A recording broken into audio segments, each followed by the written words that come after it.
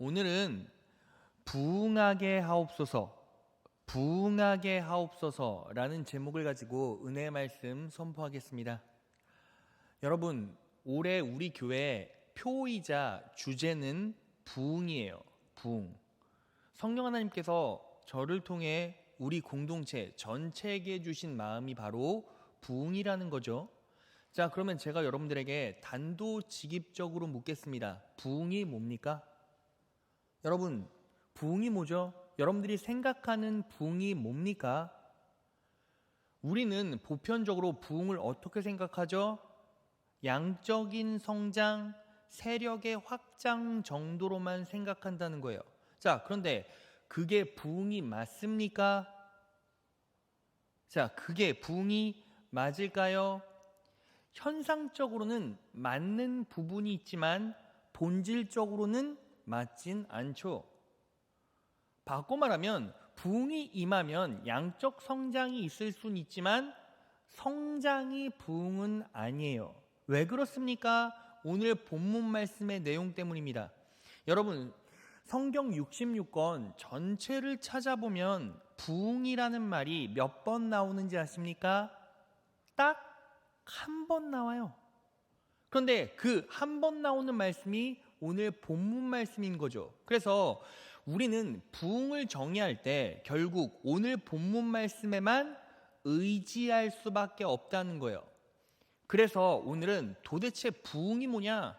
우리가 상식적으로 생각하는 부흥 말고 성경이 말하는 부흥이 뭐냐? 이걸 알아볼 거예요. 그리고 나아가서는 부흥이 나와 우리 공동체에 임했을 때 어떤 놀라운 축복과 은혜가 우리 인생 가운데 임하게 될지도 알아볼 겁니다. 오늘 이 말씀을 잘 삶에 녹여내시고 의지하셔서 2023년도 한 해는 부흥의 길 걸어가신 여러분 되시길 진심으로 축원합니다.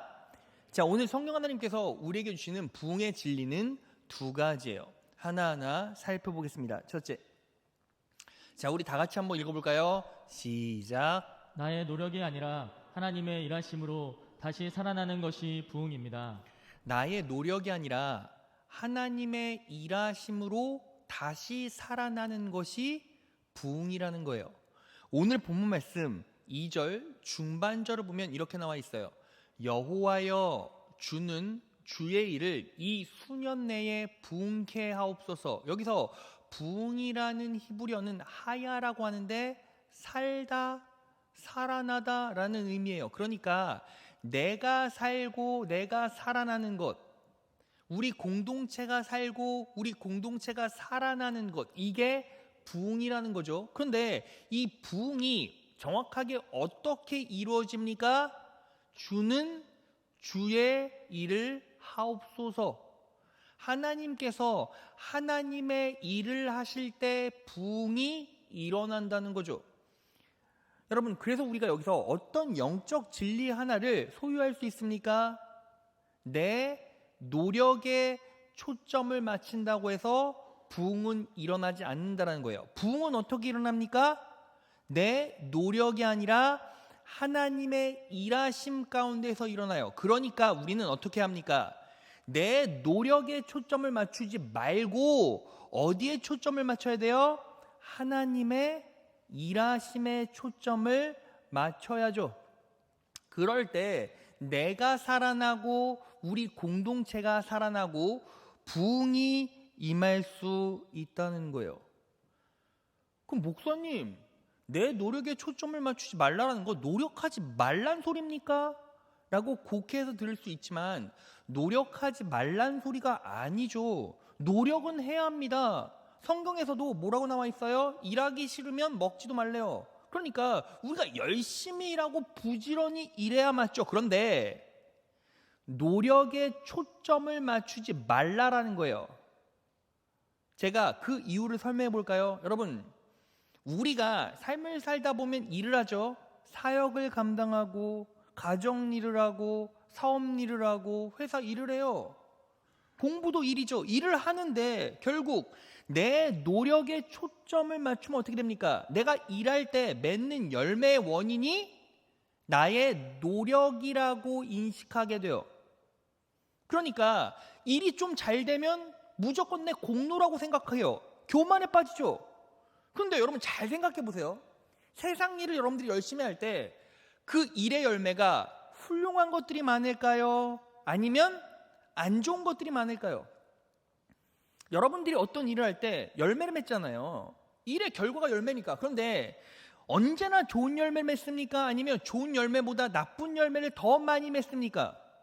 당연히 후자죠. 왜냐하면 인간은 연약하고 부족하죠. 그래서 항상 내가 노력해도 펑크가 나요. 구멍이 난다고요. 그래서 어떻게 됩니까? 열매가 항상 좋을 수도 없고 심지어는 안 좋은 열매가 더 많아요. 자, 그러면 안 좋은 열매가 많을 때 내 노력에 초점을 맞추면 그 안 좋은 열매의 원인이 내 노력이다라고 우리는 자연스럽게 인식하게 되겠죠. 그럼 어떤 일이 벌어집니까? 헛된 노력이구나. 노력할 필요 없구나. 노력해도 망하는구나. 라는 생각 때문에 어때요? 자괴감이 느껴지고 공허함이 느껴지고 자책감이 느껴지고 무기력해진다는 거예요. 너무 당연한 거죠. 여러분, 그래서 세상 사람들을 가만히 관찰해 보세요. 예수 믿지 않는 사람들을 가만히 관찰해 보세요. 그러면 그 사람들의 모습이 어때요? 아니, 간헐적으로 좋은 열매 맺는 것 같긴 해. 그런데 그 영혼을 파고들면 어때요? 항상 공허하고 항상 자책하고 항상 무기력해요. 기쁨이 없다는 거죠. 왜 그렇습니까? 모든 열매에 대한 원인을 내 노력으로만 초점을 맞춰서 그래요. 자, 그러니까 우리는 어떻게 합니까? 내 노력에 초점을 맞추지 말고 하나님의 일하심에 초점을 맞출 때 하나님의 부흥이 분명히 임하게 된다는 거예요. 자, 그러면 목사님, 하나님의 일하심에 초점을 맞춘다는 게 뭡니까? 라고 물어본다면 아주 쉽게 설명할 수 있어요. 모든 일을 하나님께 맡기는 거예요. 하나님께 맡기면 누가 이루어 주십니까? 하나님께서 일하셔서 이루어 주신다는 거예요. 믿으시는 분 아멘. 자, 말씀 볼까요? 잠언 16장 3절로 가겠습니다. 다 같이 읽겠습니다. 시작. 내가 하는 일을 주님께 맡기면 계획하는 일이 이루어질 것이다. 내가 하는 일이 뭐죠? 내일이잖아요. 내일을 주님께 맡기면 계획하는 일이 이루어질 것이다. 맡기면 하나님께서 일하셔서 이루어질 것이다. 맡기면 하나님께서 일하셔서 이루어질 것이다. 맡기면 이루어진다. 맡기면 이루어진다. 맡기면 이루어진다. 그러니까 우린 뭐 해야 돼요? 맡겨야죠. 자, 그러면 여기서 본질적인 질문 하나 더. 목사님, 맡긴다는 게 뭡니까? 저도 맡기고 싶어요. 맡긴다는 게 뭐죠? 여러분, 맡긴다는 의미는 하나님께 전적으로 의지하는데, 하나님께 전적으로 의지하면 하나님께서 네가 나를 의지하고 있구나 라는 표지로 무엇을 주십니까? 안심할 수 있는 마음을 주세요. 안심할 수 있는 마음이 뭐예요? 평안이죠. 자, 시편으로 갑니다. 시편 37편 5절. 너의 길을 여호와께 맡기라. 그를 의지하면 그가 이루시고, 맡기라 그가 이루시고, 맡기라 그가 이루시고. 근데 맡기는 게 뭐예요? 그를 의지하면. 여기서 의지하면, 의지가 뭐예요? 히브리어로 바타흐, 안심하다. 자, 그러니까 내가 하나님께 맡겨요. 하나님을 철저하게 의지해요. 그러면 내가 하나님께 맡기고 의지하고 있구나라는 증거가 뭐예요? 안심할 수 있는 마음. 그럼 여러분, 한번 여러분들의 인생을 되짚어 보시고 지금 이 현실 가운데서 내 자아를 한번 말씀에 조명해 보세요. 나는 지금 하나님께 내 모든 일을 맡기고 있는가? 맡기고 있다면 어떻게 됩니까? 여러분들의 심령 가운데 안심하는 마음이 있겠죠? 평강 있겠죠? 근데 반대로 내가 예수 믿는다고 고백하면서도 하나님께 내 일을 맡기지 못하면 어떻게 됩니까? 평안이 없겠죠? 안심하는 마음이 없어요. 자, 그럼 여러분들의 직장일 가운데, 여러분들의 사업 가운데, 가정일 가운데, 자녀의 관계 가운데 모든 것들을 하나님께 맡기고 있냐고요. 맡기고 있다면 이미 안심하는 마음이 있겠죠. 평안이 있겠죠. 그럴 때 내가 의도하지 않는 그곳에서 하나님께서 폭발적인 은혜를 베풀어 주셔서 다 다른 열매, 내가 의도치도 않고 생각하지도 않는 열매를 맺게 해주세요. 왜요? 나의 노력과 상관없이 하나님께서는 그 모습 보시고 일하시니까. 여러분, 제가요, 예를 하나 들어드릴까요? 사역을 시작할 때 어떤 사역을 가장 힘겨워했는지 아십니까? 설교예요, 설교. 여러분, 제가 한 몇 달 전쯤에 청년 자매 둘이 와서 목사님은 기질이 뭐예요? MBTI 뭐예요? 근데 제가 해봤거든요. 저는 인프제래요, 인프제.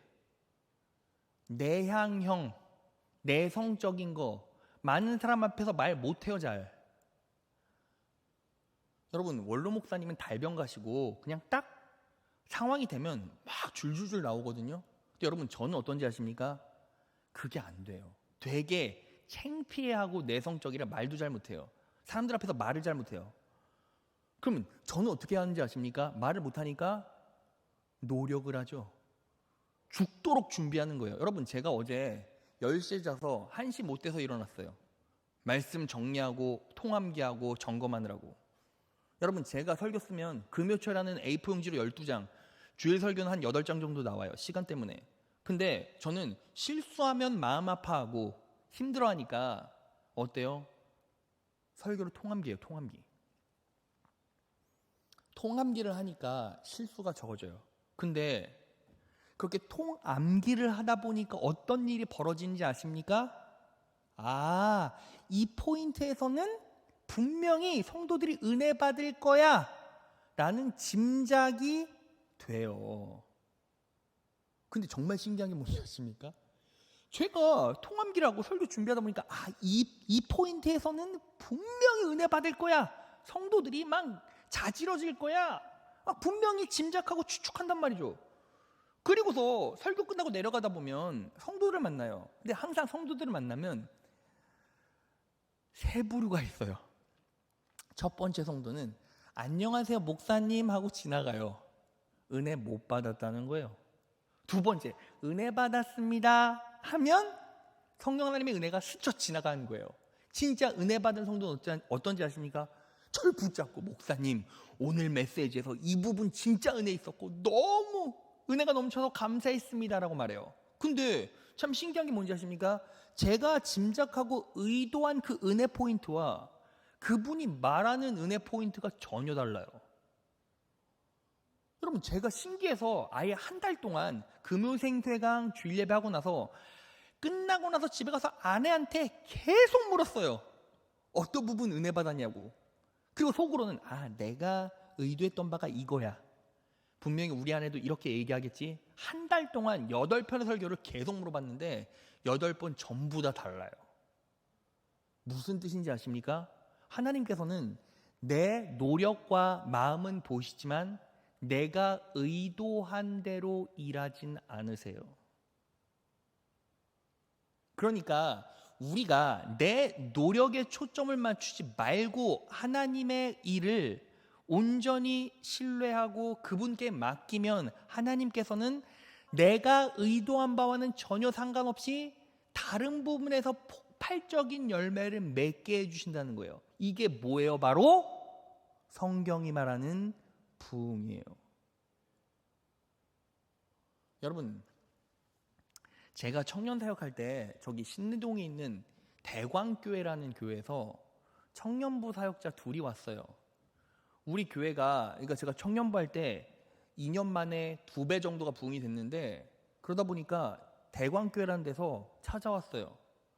목사님, 어떻게 청년부가 힘들고 어려운 시대에 청년부가 이렇게 부흥됐습니까? 라고 물었어요. 근데 제가 답을 못했어요. 왜냐하면 저도 모르니까요. 제가 의도한 바대로 흘러간 것도 아니고요. 저는 그냥 죽으라고 노력만 했을 뿐인데 그냥 다른 부분에서 막 폭발적으로 부흥이 됐어요. 여러분, 제가 처음에는 이 사실을 몰랐는데 제가 딴 교회도 가봤어요. 성복교 오기 전에 그래도 청년부로 들어오니까 청년부 잘 된다, 부흥된다는 교회는 다 가서 목사님 찾아서 물었거든요. 목사님, 어떻게 이렇게 부흥됐습니까? 제가 여쭤보니까 목사님들이 하나같이 뭐라고 하는지 아세요? 모르겠대요. 목사님 그러지 마시고 좀 가르쳐 주세요. 진짜 모르겠어요. 그냥 열심히 했을 뿐인데, 하나님 의지했을 뿐인데 그냥 붕 됐어요. 이게 답이에요. 제가 겪어보니까 실제로 그래요. 여러분, 우리가 어떤 상황에 처해 있든지 가장 중요한 문제가 뭔지 아십니까? 여러분들이 지금 기가 막힌 환경에 있어요? 어려운 환경이 있습니까? 여러분들이 어떤 자리에 어떤 역할을 맡고 있고 어떤 환경을 겪고 있는지는 실상 중요하지 않아. 여러분들이 여러분들의 노력에 초점을 맞추느냐 아니면 하나님께 맡기느냐. 여러분들이 하나님께 맡기고 그분을 의지하고, 여러분 전적으로 말씀에 의지하여 성령 하나님께서 내게 평안을 주실 때까지, 답을 주실 때까지 기도하고 의지하고 예배하고 말씀 듣고 찬양하고 계속 은혜의 표지대로 살아가면 어떻게 됩니까? 하나님께서 여러분 보시고 여러분들의 마음 보시고 일하신다니까요. 그러니까 제가 묻잖아요. 여러분 평안하냐고, 안심할 수 있는 마음이 있냐고. 내가 정말 예수 믿는데 인생에서 하나님께서 나를 살려주셨으면 좋겠습니다. 내 공동체를 살려주셨으면 좋겠어요. 내 가정이 살아나길 원합니다. 내 인생이 살아나길 원합니다. 부흥을 원한다면 여러분 뭐 해야 합니까? 내가 지금 그분을 전적으로 맡기고 의지하고 있는가를 살펴봐야죠. 여러분 그래서 뭐예요? 항상 부흥하는 인생을 살아가는 사람들의 특징, 내 삶의 최우선순위가 내 노력이 아니죠. 하나님이죠. 그러니까 예배하는 거예요. 그래서 부흥하는 사람들의 특징이 뭐예요? 예배가 뭡니까? 말기찬 감사, 말씀에 목숨 걸고 기도하고 찬양하고 감사하죠. 내가 세상 일이 아무리 바빠도, 직장 일이 아무리 많아도, 내가 하고 있는 사업 프로젝트가 아무리 많아도 뭘 알아요? 내 노력으로 되지 않는다는 걸 알아요. 그러니까 뭐 하는 거예요? 내 노력 안 된다는 거 뻔히 아니까 하나님의 일하심에 초점을 맞추는 거죠. 그래서 예배 목숨 거는 자들은 어때요? 내가 일이 많던 출장을 가던 예배 드리고 출장 가고 예배하고 프로젝트하고 예배하고 더 치열하게 일해요. 그럴 때 하나님께서 평안을 주시고 내가 의도하지 않은 곳에서 빵! 하고 열매를 맺게 해주세요. 여러분 그래서 이런 말 많이 들었죠. 진짜 놀라운 축복과 은혜를 누리는 사람들은 어때요? 내 노력으로 되는 게 아니라 의도하지 않는 곳에서 말도 안 되는 열매들이 막 맺혀져요. 그게 뭐예요? 성경이 말하는 부흥이라고요. 그러니까 우린 이제부터 뭐 해야 합니까? 그분께 맡기라는 거죠. 그게 바로 여러분들의 부흥의 동력이고 공동체의 부흥의 동력이 될 것입니다. 그 은혜로 부흥의 길 걸어가시는 여러분 되시기를 진심으로 축원합니다. 자, 둘째, 다 같이 읽겠습니다. 시작. 진노 앞에서 나의 죄를 인정하고 초연히 감사할 수 있는 능력이 부흥입니다. 진노 앞에서 나의 죄를 인정하고 초연히 감사할 수 있는 능력이 바로 부흥이라는 거예요. 여러분 오늘 본문을 포함한 하박국서 전체를 보면 하박국이 가지고 있는 문제의식, 하나님을 향한 불만이 두 개가 나와요. 첫 번째는 악인의 형통, 두 번째는 바벨론의 침략이에요. 하박국이 하나님께 이런 볼멘 소리 합니다. 하나님, 왜 악인은 의인을 지려 밟고도 잘 먹고 잘 삽니까? 아니 왜 악인은 의인들을 죽여버리고도 잘 먹고 잘 삽니까? 그러니까 하나님께서 뭐라고 말씀하십니까? 걱정하지 마라. 악인 심판할 거야. 내가 바벨론을 보내줄 거야. 말씀하시죠. 근데 하박국이 또 화가 난 거예요. 하나님, 바벨론은 악인보다 더 나쁜 놈들이잖아요. 그러니까 하나님께서 뭐라고 말씀하십니까? 걱정하지 마. 바벨론도 심판할 거야. 그 이야기를 듣고 하박국이 무언가 마음이 풀리고 하나님을 의지하는 마음을 가져야 되는데 그러기는커녕 하박국의 마음이 어땠는지 아십니까? 아니, 악인이 득세하는데 바벨론이 침략해. 그러면 바벨론 사람들이 악인만 골라서 죽이나? 의인도 고통당하잖아. 그리고 바벨론이 심판당하고 멸망당할 때 우리는 똑같이 고난당하잖아. 그러면 결국 의인들은 악인들 심판당할 때도 바벨론이 심판당할 때도 계속 고난과 고통 속에서 살아야 되는데 이게 맞습니까? 하나님, 그게 맞아요? 정말 의인이라면 하나님께서 축복 주시고 구원 주시고 보상해 주셔야 되는데 이게 맞습니까? 이게 뭐예요? 하박국 전체에서 흐르는 문제의식이라고요. 근데 하나님께서 그 모습을 보시고 하박국에게 이렇게 딱 한마디를 던지십니다. 자, 하박국 2장 4절. 의인은 믿음으로 말미암아 살리라. 의인은 믿음으로 말미암아 사는데 이게 무슨 생뚱맞은 얘기죠? 여러분, 이 의인은 믿음으로 말미암아 살리라라는 이 외마디 한마디 가운데는 하박국의 폐부를 찌르고 그의 민낯을 드러내는 진리가 담겨 있어요. 제가 설명해 볼게요. 여러분, 하박국은 하박국서 전체를 통해서 사람을 몇 종류로 나누는지 아십니까? 3종류로 나눠요. 첫 번째 의인, 두 번째 악인, 세 번째는 더 나쁜 극악스러운 악인. 그러면 의인은 누구예요? 하박국 나. 악인은 누구예요? 남유다 가운데서 하나님을 믿는 척하면서 지 맘대로 사는 인생들. 그리고 더 큰 악인은 뭐예요? 하나님을 알지도 못하고 우상 숭배하는 바벨론. 그런데 하나님께서는 사람을 어떻게 나누는지 아십니까?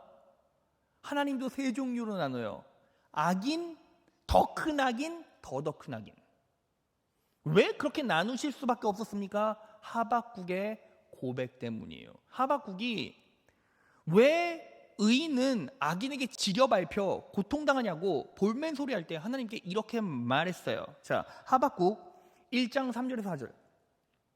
어찌하여 나로 불의를 보게 하십니까? 어찌하여 악을 그대로 보기만 하십니까? 약탈과 폭력이 제 앞에서 벌어지고 다툼과 시비가 그칠 사이가 없습니다. 율법이 해이하고 공의가 아주 시행되지 못합니다. 악인이 의인을 협박하니 공의가 왜곡되고 말았습니다. 여러분 잘 보세요. 율법이 해이하고, 지금 하박국이 의인과 악인을 나누는 기준을 무엇으로 삼았어요? 율법으로 삼았죠. 근데 하나님 편에서는 율법 아래서는 의인이 있어요, 없어요? 없어요. 없다고요. 그러니까 하박국은 어떤 사람이에요? 다른 사람보다 조금 율법을 더 잘 지키는 사람이긴 하지만 하박국도 율법 아래서 의로울 수가 없는 거예요. 그런데 하박국은 하나님, 왜 의인인 나는 보상도 없고 구원도 없고 축복도 없습니까? 왜 의인은 내버려 두십니까? 라고 하니까 하나님께서 뭐라고 말씀하신 거예요? 하박국아, 너 의인 맞니? 너 의인 맞아? 야, 진짜 의인은 어떻게 사는지 아니? 믿음으로 살아. 그게 무슨 뜻인지 아십니까? 어떤 시련과 역경이 온다 할지라도, 어떤 고난이 온다 할지라도 하나님의 성품 2가지. 첫 번째, 완벽히 선하시다. 두 번째, 모든 일을 완벽하게 해내신다. 그런데 너는 완벽하게 선한 나를 바라본다면 내가 분명히 고난을 너에게 허락한 이유가 있겠지. 나는 완벽하게 선하고 모든 계획이 완전한데 너는 그런 나를 바라보고도 내 탓을 하네? 너는 의인이 아니라 악인이고 너야말로 바벨론이야. 의인은 믿음으로 산다. 하박국이 이 얘기를 딱 듣자마자 자아가 붕괴되고 무너져요.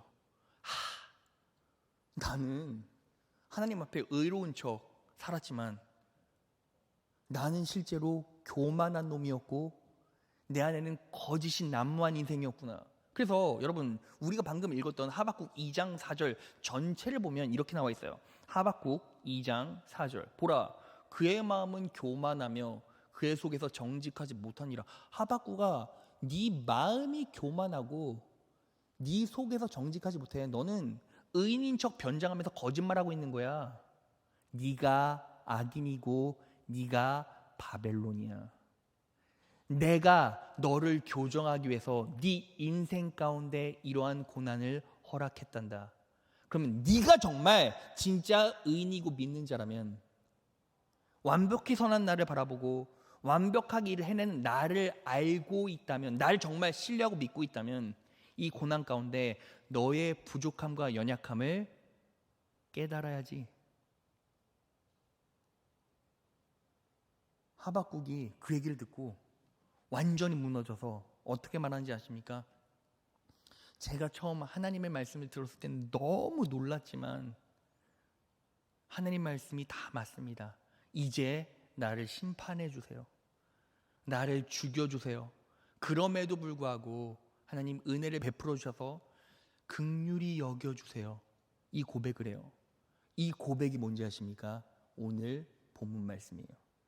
오늘 본문 말씀 하박국서 3장 2절을 보겠습니다. 여호와여, 내가 주께 대한 소문을 듣고, 이 소문이 어떤 소문이죠? 하나님께서 심판하신다는 소문.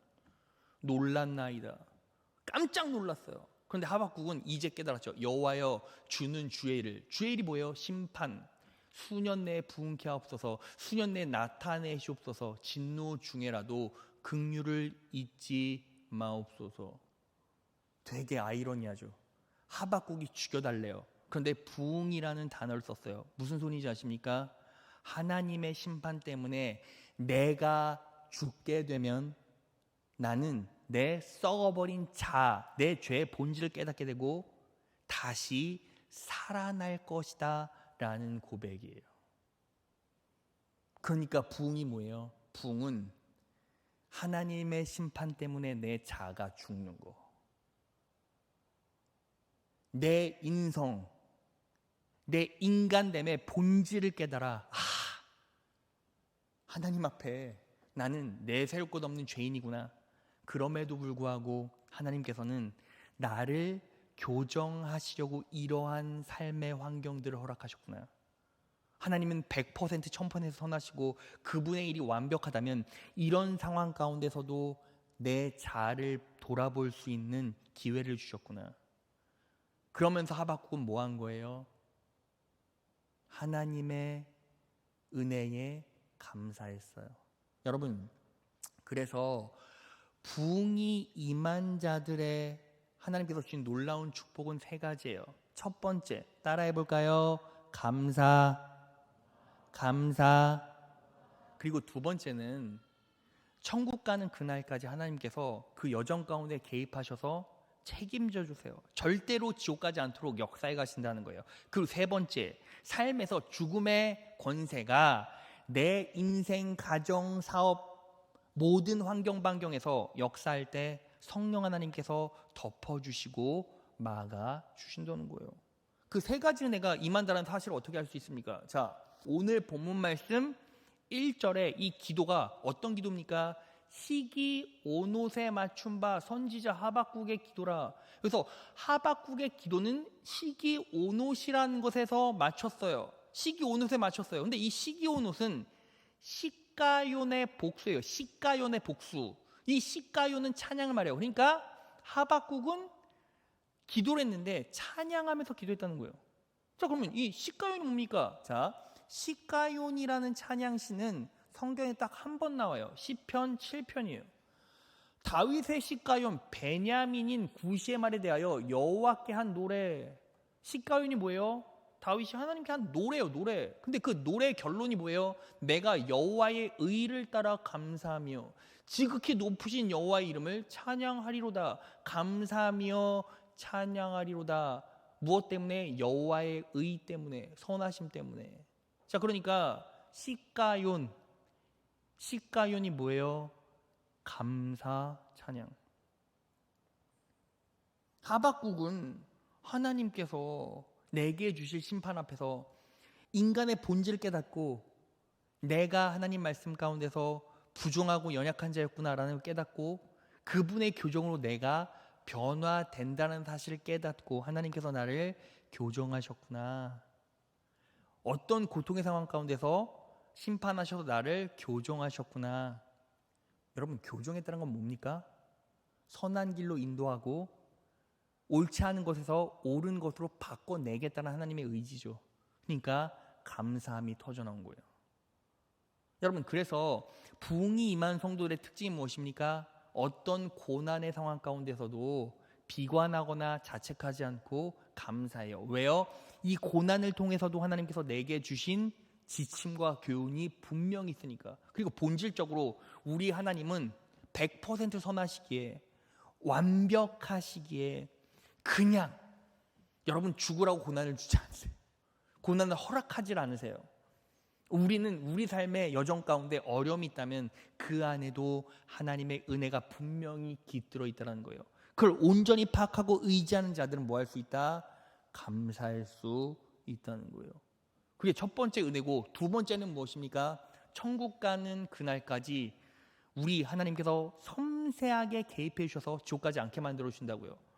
그걸 어떻게 할 수 있습니까? 오늘 본문 말씀 하박국 3장 3절. 하나님이 대만에서부터 오시며, 대만에서부터 오신대요. 거룩한 자가 바란산에서부터 오시도다. 여러분, 대만은요 지금의 시내산을 말해요. 시내산. 시내산은 어디입니까? 이제 출애굽하고 시내산에 올라가죠. 그리고 바란산에서부터 오시도다. 바란산은요 어디입니까? 가데스바네아. 가데스바네아에서 바로 뭐가 보여요? 가나안이 보여요. 그러니까 대만에서부터 오시며 바란산에서부터 오신다는 말은 출애굽 여정 시작 때부터 끝날까지 하나님께서 계속 오시겠다는 거예요. 그러면 가나안은 어디죠? 천국. 영적으로 해석하면 천국이죠. 그러면 하나님께서 출애굽, 우리를 구원하시는 순간부터 천국에 입성하는 그때까지 오신다는 거죠. 그러니까 천국 가는 그날까지 매 순간 개입하시면서 우리를 천국으로 끌고 가시겠다는 하나님의 의지예요. 그리고 그 영광이 하늘 덮었고, 여러분 생각해 보세요. 하나님의 영광이 하늘 전체를 다 덮었대요. 그러니까 그 찬송이 세계 가득하더라. 하나님의 영광이 하늘에 막 덮였다는 걸 깨닫고 찬송이 막 터져 나오는 거예요. 세상에 막 가득한 거예요. 자, 그럼 이건 어떻게 해석할 수 있습니까? 이것과 병행 구절이 나와요. 하박국에서 가장 유명한 구절 중에 하나죠. 하박국 2장 14절이에요. 다 같이 읽겠습니다. 시작. 대저 물이 바다를 덮음같이 여호와의 영광을 인정하는 것이 세상에 가득하리라. 물이 바다 덮음같이 여호와의 영광을 인정하는 것이 세상에 가득하리라. 이 채널 들어봤잖아요. 노래 못해요. 알아요. 그렇게 쳐다보지 마세요. 이렇게 막. 여러분, 물이 바다를 덮는다는 게 무슨 뜻입니까? 여러분, 우리는 보편적으로 물이 바다 덮음같이 찬양 막 죽도록 100번씩 1000번씩 했는데 물이 바다 덮음같이가 뭔 소리인지 몰라. 물이 바다 덮음같이 여호와의 영광이 세상에 가득하대요. 자, 그러면 물이 바다를 덮었기 때문에 영광이 가득했어요. 자, 오늘 본 말씀에 하늘로부터 영광이 덮여져서 세상 사람들이 하나님의 영광을 드러내죠. 똑같은 거예요. 자, 그럼 물이 바다 덮음같이 이게 뭡니까? 여러분 잘 생각해 보세요. 물이 바다를 덮었어요. 자, 그러면 바다가 먼저 있었어요? 물이 먼저 있었어요? 물이 바다를 덮는다니까요. 그러면 바다가 먼저 있었어요? 물이 먼저 있었어요? 바다가 먼저 있죠. 물이 바다를 덮으니까 바다가 먼저 있었을 거 아니야. 이해되시는 분 아멘. 다 한 거예요. 자, 그런데 구약 성경에서 바다는 무엇을 상징하는지 아십니까? 죽음의 권세를 상징해요. 하나님께서 완악한 인간들을 첫 번째 심판하실 때 홍수를 내시죠. 홍수가 되니까, 홍수가 온 세상에 퍼지니까 어떻게 되었습니까? 이 세상이 죽음의 권세로 덮여서 전부 다 바다가 돼버렸어요. 근데 그 죽음의 권세에 뭐가 덮여져요? 물이 덮여져요. 그럼 물이 상징하는 뭔데요? 물이 상징하는 거 성령 하나님의 은혜죠. 자, 요한복음 7장 38절이에요. 나를 믿는 자는 성경의 이름같이 그 배에서 생수의 강이 흘러나오리라. 생수의 강. 생수의 강이 뭐예요? 성령을 말하죠. 그러니까 물이 바다를 덮었다는 게 뭐예요? 성령 하나님의 은혜가 죽음의 권세를 덮어낼 것이다. 여러분 보세요. 인생을 살다 보면 우리는 어디를 향해 나아갑니까? 종말을 향해 나아가잖아요. 죽음을 향해 나아가잖아요. 그런데 예수를 믿는 순간부터 그분을 온전히 의지하고 그분께 모든 것들을 맡기고 나의 연약함을 토로하면서 그분의 선하심을 진정 인지하고 받아들이고 그렇게 하나님의 은혜의 표지대로 살아가기로 작정하면 하나님께서 어떻게 역사하십니까? 천국 가는 그날까지 시내산에서 가데스 바네아까지 매 순간 나타나셔서 도와주시고 역사해 주시고 지옥 가지 않도록 막아주신다는 거죠. 그리고 삶에서 죽음의 권세가 일어날 때 어떤 일이 벌어집니까? 성령님이 그 죽음의 권세를 덮어주시고 덮어주셔서 여러분들을 죽음의 권세에서 벗어나게 하신다는 거예요. 말씀 정리해 보겠습니다.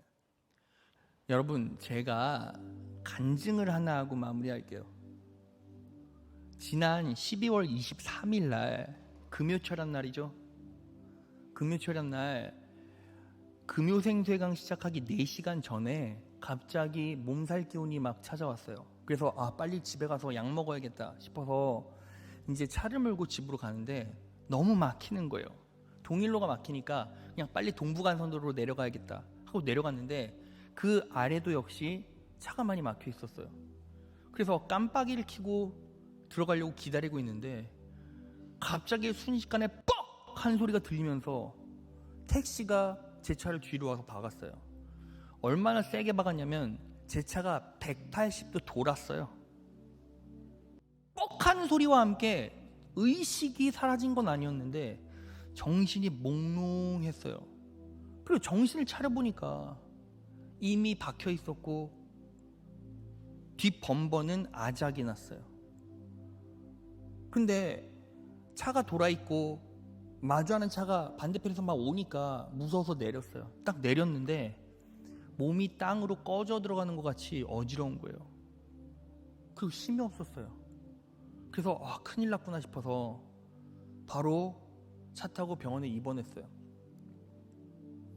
첫날은 그냥 완전히 개념이 없었어요. 그냥 막 울렁거리고 토할 거고 막 현기증이 나고 삭신이 쑤시고 너무 아프니까 첫날 그냥 정신없이 그냥 누워만 있고 시간이 지났어요. 근데 둘째 날부터 조금씩 정신이 차려지더라고요. 근데 그때부터 처량한 거예요. 그냥 병원에 혼자 침대에 누워있는데 그날이 어떤 날인지 아세요? 크리스마스 이브 하루 지났더니 크리스마스. 갑자기 억울해지는 거예요. 하나님, 제가요 금요생쇄강 준비도 진짜 열심히 했고 크리스마스 예배도 말씀 준비 정말 열심히 했고 다음 주에 성부영신 예배 제가 성복교회 와서 처음으로 성도들 다 머리 안수하면서 축복 기도하려고 광고까지 다 해놨는데 저는 사력을 내서 노력했는데 하나님, 저 지금 처량하게 혼자서 누워있어요. 크리스마스인데요. 억울합니다. 하나님, 제가 잘못한 게 뭐예요? 제가 교통위반하고 신호라도 잘못 지켜서 사고 났으면 두말하지 않겠습니다. 근데 저 가만히 있었다니까요. 100% 과실이라니까요. 그냥 한 이틀 동안 너무 억울하고 억장이 무너지고 막 답답한 거예요. 정말 사력을 다해서 노력해서 말씀 준비했는데 전부 다 허탕치는 것 같고 아무 의미 없는 것 같고 수포로 들어가는 것 같으니까 그러니까 너무 마음이 아픈 거예요. 그렇게 이틀 동안을 밤만 되면 그냥 하염없이 눈물이 나고 막 화가 나더라고요. 막 억울하더라고요. 막 짜증이 나더라고요. 근데 그렇게 막 기도를 하는데 하나님께서 딱 셋째 주, 넷째 주 되는 날부터 저한테 어떤 마음을 주신지 아십니까? 요셉아, 너 기도하고 있니? 하나님, 제 눈물이 안 보이십니까? 제 기도 소리가 안 들리십니까? 저 이렇게 기도하잖아요. 억울하다고 기도하잖아요. 왜 저 같은 인생을 구원해 주시지 않냐고 기도하는 거잖아요.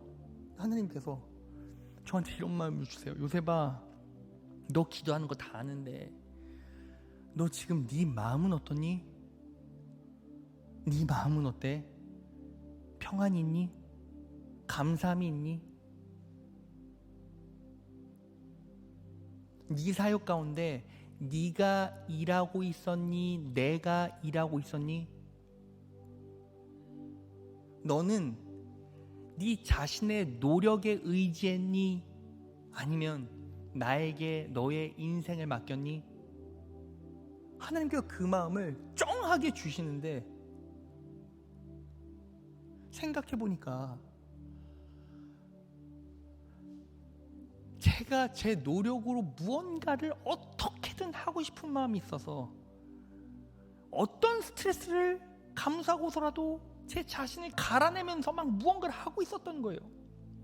저는 마음이 너무 조급했어요. 여러분,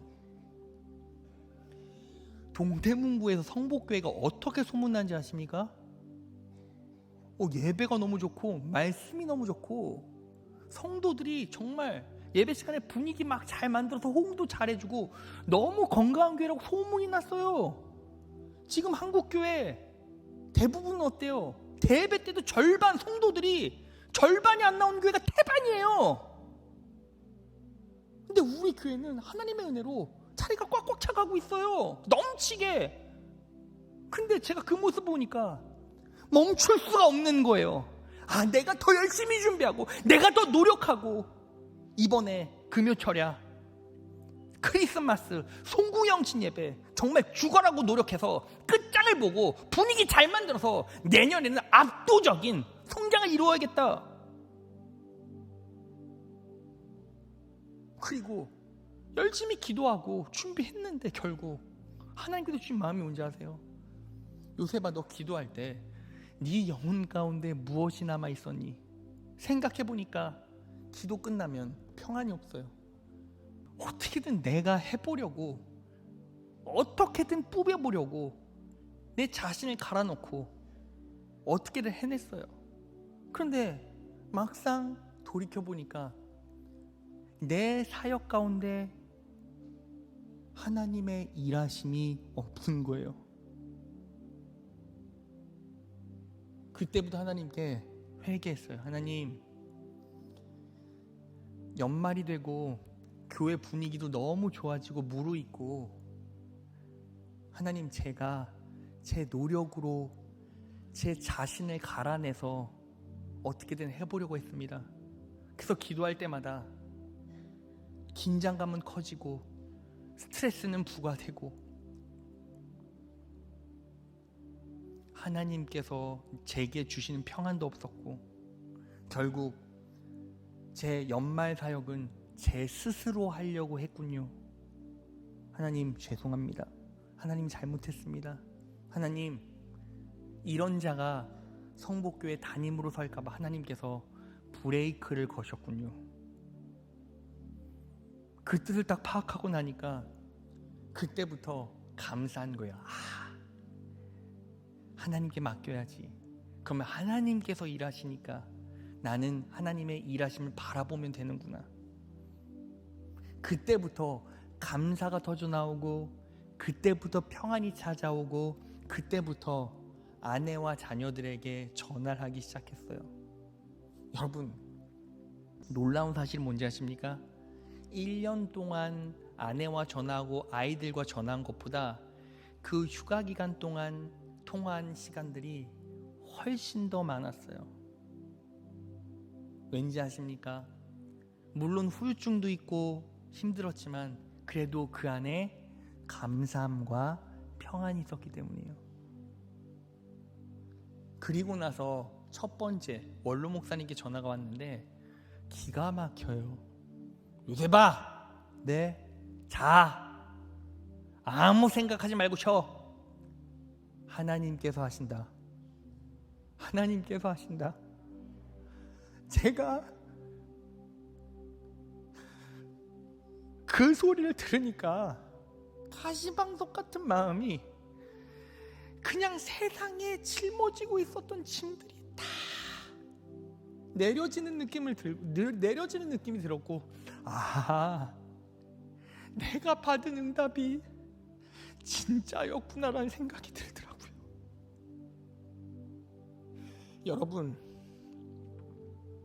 우리가 뭘 할 수 있겠습니까?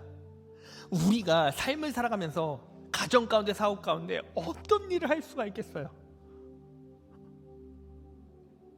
그런데 하나님께 맡기세요. 목사인 저도 인생 살다 힘들면 어떻게든 내 노력으로 뿌려보려고 하는데 그게 안 돼요. 그러면 여러분들은 어떻겠습니까? 여러분들의 인생살이도 다 마찬가지 아니겠습니까? 그러면 여러분도 아셔야 돼요. 내 노력으로 어떻게든 해보려고 아등바등되고 세상에 있는 짐 없는 짐 다 짊어지고 안 된다고 자책하고 아파하고 힘들어하면서 어떻게든 해보려고 하는데 안 되면 또 공허하고 무기력하고 무너지고 자책하면서 그렇게 인생 살아오다가 그렇게 힘들다가 이 자리에 왔잖아요. 이제 어떻게 합니까? 하나님께 맡기세요. 여러분, 예수님이 십자가에 못 박혀 돌아가셨습니다.